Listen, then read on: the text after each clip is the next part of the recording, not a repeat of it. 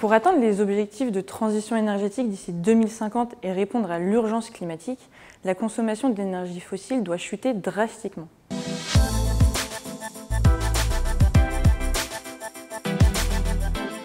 Cela pose d'importants défis techniques, économiques, financiers, politiques et sociétaux.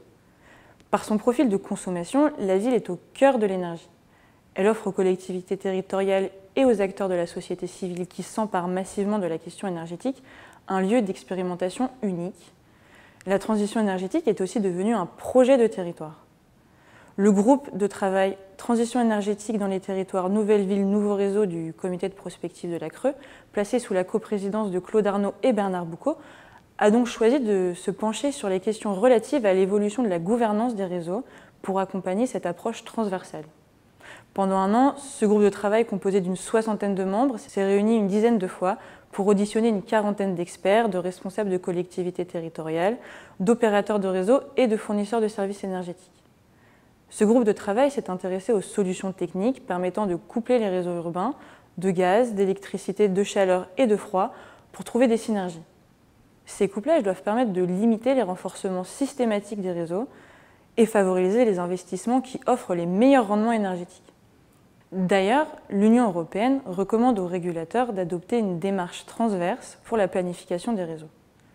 Les couplages permettent de mobiliser un ensemble de solutions pour ne pas faire reporter la contrainte de la transition énergétique sur une seule énergie. Ce sont aussi des solutions qui permettent de faire face à la décroissance de l'usage de certains réseaux et d'anticiper leur réemploi. On pense par exemple au gaz.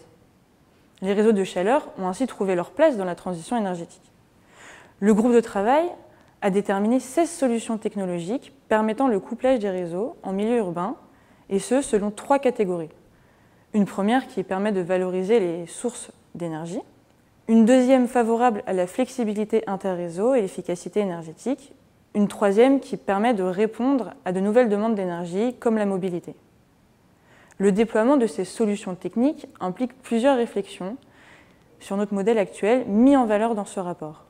Concernant les enjeux de gouvernance, le groupe de travail a mis en évidence le besoin de mettre en cohérence les documents nationaux et locaux de planification énergétique en associant les différents échelons d'acteurs publics.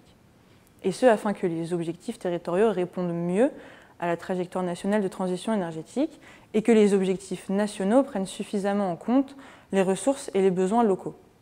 Le rapport suggère également la création d'une mission d'ingénierie nationale pour accompagner les collectivités territoriales dans la conception de leurs documents de planification et dans l'optimisation des réseaux locaux d'énergie. Cette mission pourrait être soit confiée aux opérateurs de réseau dans le cadre concurrentiel, soit être organisée en mission spécifique de conseil indépendant, ou bien être prise en charge par des organismes publics spécialisés, rattachés à l'État ou à des collectivités territoriales. Enfin, le rapport insiste sur le fait qu'à l'avenir, il ne faudra plus raisonner par spécialité énergétique, mais adopter une approche transversale à l'ensemble des réseaux urbains, régulés et non régulés.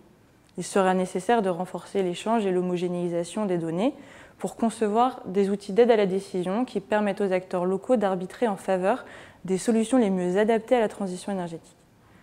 Pour développer cette vision transversale qui est encore très insuffisante, il est recommandé de décloisonner la planification des trajectoires d'investissement de chaque réseau, régulé ou non, notamment par une soft régulation locale